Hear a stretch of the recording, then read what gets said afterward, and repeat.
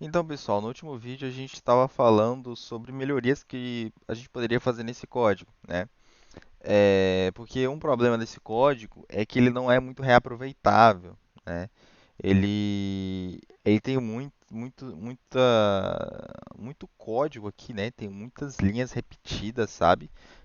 Linhas que fazem a mesma coisa. E isso não é muito legal, né? Pra galera que tem um pouquinho mais de experiência aí, sabe que não é legal você ficar repetindo código de um lado para o outro. E outra coisa que falta aqui é a modularização, né? Você pode ver que nessa struct caixa, se a gente quisesse usar essa mesma struct em algum outro lugar, né, chamar ela em um outro lugar, ou manipular ela, a gente precisaria copiar essa struct e colar em outro lugar. Entendeu? Isso não é legal, né? Isso não é muito legal de se fazer. Então, o que que eu proponho nesse vídeo, né? O que que eu vim trazer nesse vídeo? Antes de a gente realmente começar a codar aqui, fazer as melhorias, eu vou introduzir um assunto, né? Um assunto que é muito comum em qualquer linguagem, né? Que vocês vão ver aqui no Rush provavelmente, que é funções. As funções vão resolver esse problema nosso aqui de repetição de código. Por exemplo, a gente pega a saída do usuário, por exemplo, a saída não, a entrada do terminal do usuário com esse tipo de código aqui, com essas linhas de código aqui. E ver que essa linha para pegar a entrada do usuário, ela é repetida em vários locais, olha só, entendeu? Isso não é legal e a gente vai, para resolver esse problema, né, dessas linhas repetidas, a gente vai usar funções para isso. Então tá, eu vou abrir aqui, deixa eu ver se eu tô com uma aqui. Aqui eu abri a documentação, né, ou o guia, né, do Rust. Na aba de funções, para explicar para vocês como é que as funções em si elas funcionam aqui no Rust, tá? É, as funções aqui no Rust, elas, para serem declaradas, você precisa dessa anotação aqui, ó. Definir um fn, tá? Depois, escrever o nome da função, parênteses e abrir um bloco, que é com chaves. E dentro desse bloco você escreve a sua lógica, ok? Se você é um cara atento, você viu que a gente está há bastante tempo utilizando uma função aqui, que é a função main, que é a função principal que dá o pontapé inicial na nossa aplicação. Então, isso que a gente está usando é uma função o tempo todo. Para você definir a função e para a gente até testar, né, como é que funciona, vamos definir uma função de teste aqui no nosso projetinho. Vou vir aqui definir a função. Eu vou comentar esse código aqui abaixo. Desculpa. Eu vou comentar esse código aqui abaixo, todo ele, só para a gente fazer esses testes aqui, tá? Vamos, a gente define a função aqui, ó.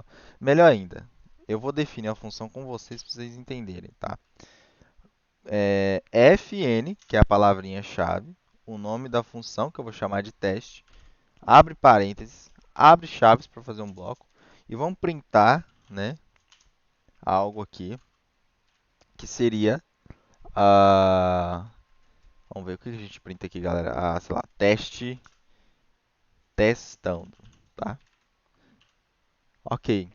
A gente vai ter uma função que printa o teste testando. Beleza. Como é que a gente faz para chamar a função? Não tem segredo, galera. É só você vir aqui, coloca o nome da função que você quer chamar, teste, e parênteses, tá? Fecha parênteses. Dessa forma aqui que você chama uma função declarada no Rust, tá? Não esquece do ponto e vírgula, ok? Vamos tentar rodar isso aqui. Ele vai dar uns warnings, galera, mas se preocupe com isso não, é porque a gente tá comentando os códigos ali. Tá. Então vamos dar o cargo run. Vamos ver se ele vai rodar.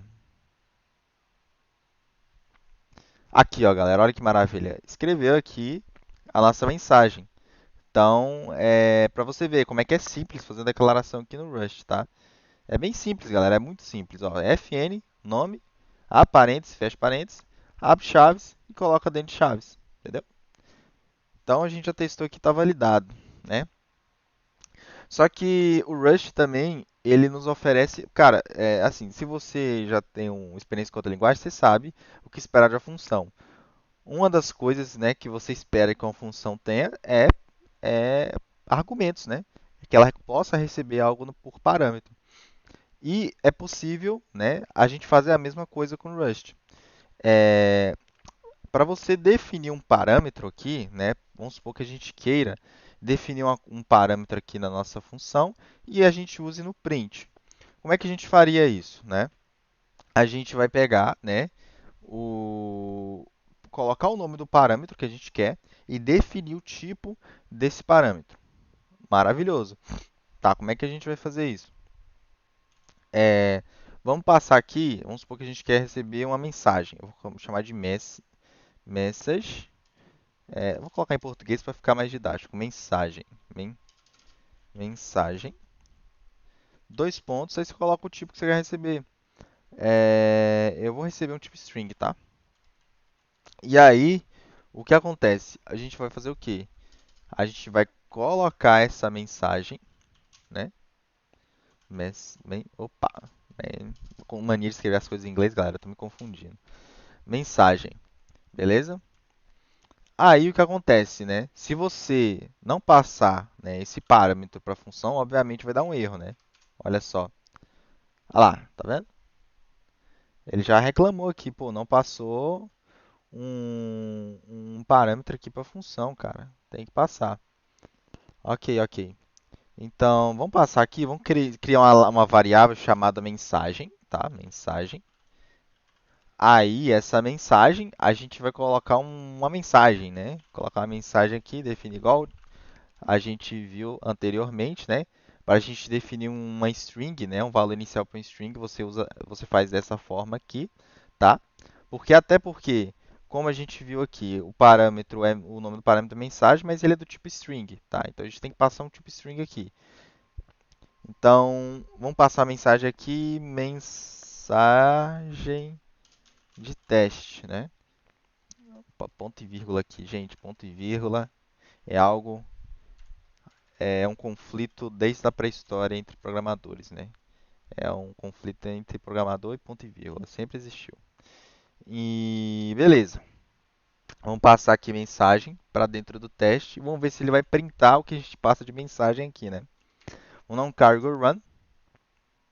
Mensagem de teste, olha só, galera. Tá passando aqui a mensagem bonitinha para nós. Ah, se eu colocasse um parâmetro aqui, um inteiro, né? Vamos passar um 5 aqui. O que que aconteceria? Vamos ver o que aconteceria. Aí, ó, ele já dá um errinho, né? Avisando, né?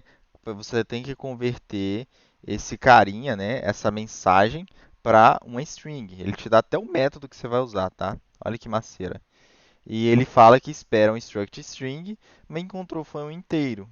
Tá vendo? Então, é, você tem que passar o tipo que a função pede aqui, tá? É, beleza. A gente já consegue entender como é que a gente declara uma função, como é que a gente define parâmetros, né? Com vários tipos. Cara, não se limita a um parâmetro, né? Você pode passar, sei lá, outro parâmetro do tipo i32 ou do tipo f64, enfim. Ou até do tipo caixa, tá? Então é como qualquer outra linguagem, né? Você pode passar quantos parâmetros você quiser aqui. Mas tá. Vamos voltar à documentação, que tem uma coisa muito importante para eu explicar antes da gente prosseguir com funções, que é aqui é a questão de declarações e expressões.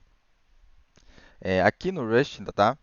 Uma, não só no Rust, né? Uma linguagem, né? Em qualquer linguagem, uma declaração, ela é tipo uma instrução que ela executa alguma ação, só que ela não retorna nada, né? Ele tem até a definição aqui, tá?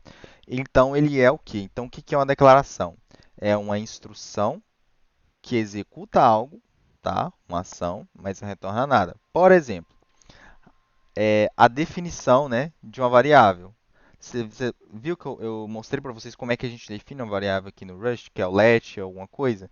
Então, a definição de uma variável ela é uma expressão, assim como a declaração de uma função, ela é ela é uma declaração. Pô, é a declaração de uma função é uma declaração, é.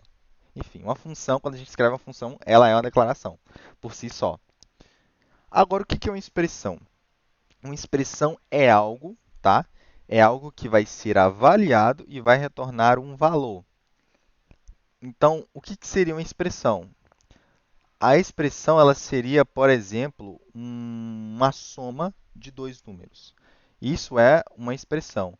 É, Vou dar um exemplo melhor disso. Aqui o Rush ele dá um exemplo muito melhor, né, do que é uma expressão, do que é uma declaração para vocês. Se você tentar atribuir aqui dentro de uma variável x esse valor aqui, ele vai dar um erro. Por quê?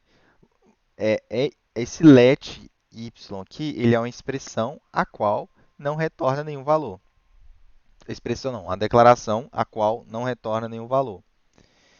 O que seria uma expressão então? Por exemplo, o número 6, quando você declara que atribui ele dentro de uma variável, esse aqui após o igual, ele é uma expressão, entendeu?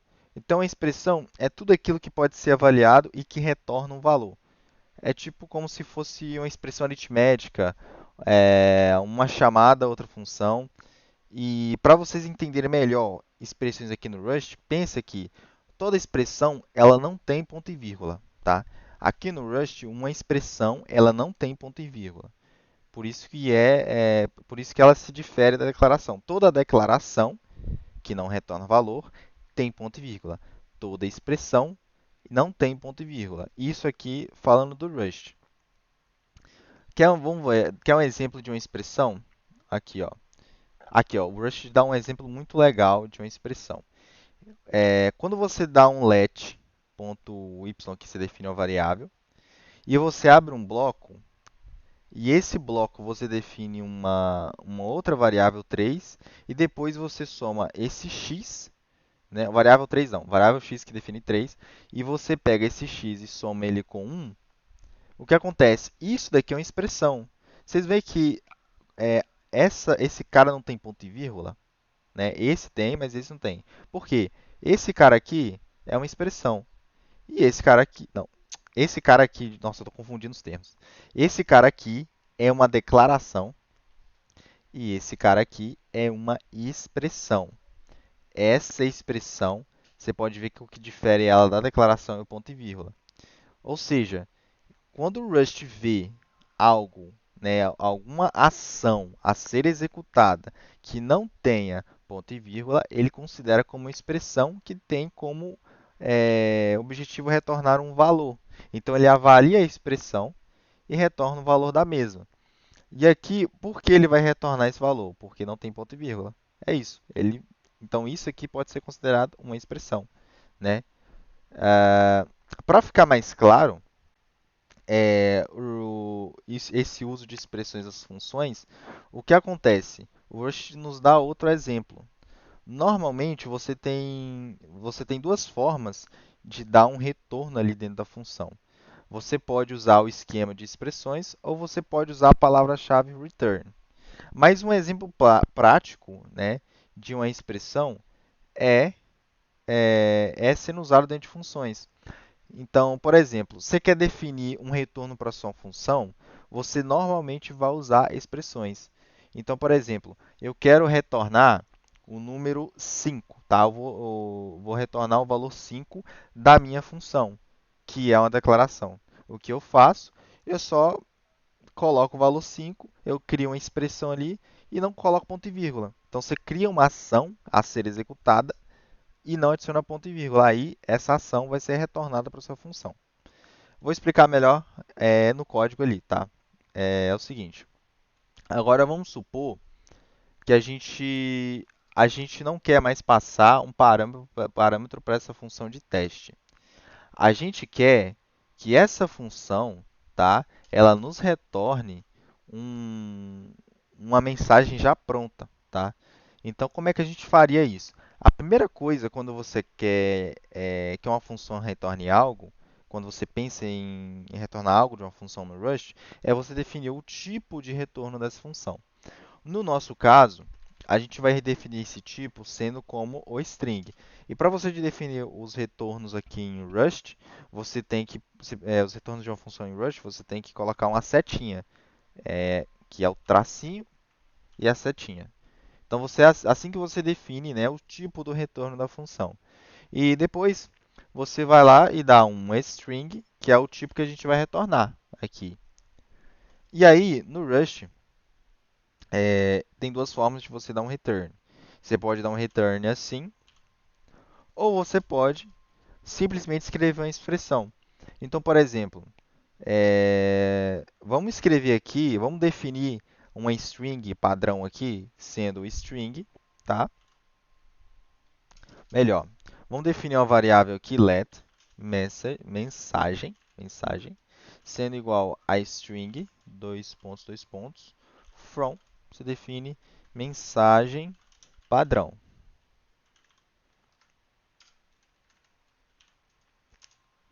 Como é que a gente vai fazer para retornar esse valor? Simplesmente coloca a mensagem aqui e não adiciona ponto e vírgula. Pronto. Você pega uma expressão, você pega uma ação que você quer executar e remove dela o ponto e vírgula. Entendeu? Que aí o que acontece é ele vai retornar esse valor da expressão, tá? Se a gente deixar dessa forma, a gente vai precisar printar, né? Então a gente já definiu a variável com esse valor padrão e a gente criou uma expressão sem um ponto e vírgula, é claro, que vai retornar para a gente esse valor. Então a gente vai printar esse cara, print ln, exclamação. Aí a gente chama, né, a função teste aqui dentro. Lembrando, né, não pode esquecer da formatação, tá? Senão o Rust não entende. Você tem que formatar aqui o valor que você quer adicionar. Então, por exemplo, vem um retorno de uma função, variável, enfim. Você tem que deixar dessa forma aqui, nesse formato aqui, ok? Dois pontos. Vamos tentar executar agora para ver se vai funcionar? Olha só que maravilha, funcionou. Beleza, mas tem um detalhe. Vamos testar, colocar dois pontos aqui, ponto e vírgula aqui. O que acontece? Vixe, o Rust apitou pra gente, olha só. Implicit returns com parênteses. Ele está falando aqui, por exemplo, que se a gente quer ter um retorno implícito, a gente tem que colocar um returns aqui. Ou então remover, né, esse semicolon aqui. Por quê? Porque para ele isso aqui uma declaração e não uma expressão, porque a gente adicionou ponto e vírgula aqui no final, entendeu? Então toda vez que você quiser retornar algo para uma função, normalmente você vai usar expressões dessa forma aqui, que eu estou mostrando aqui para vocês, tá? É... Bom, eu acho que acho que eu já cobri. Vamos ver se eu deixei de cobrir alguma coisa de funções para vocês. Não, eu acho que eu cobri tudo que tinha a respeito de funções aqui no Rush, tá, galera? Então, tendo esse conhecimento de como funciona uma função, né, como é que funcionam expressões, declarações, a gente já consegue meio que trabalhar com funções agora e usar isso ao nosso favor para melhorar o reaproveitamento do nosso código,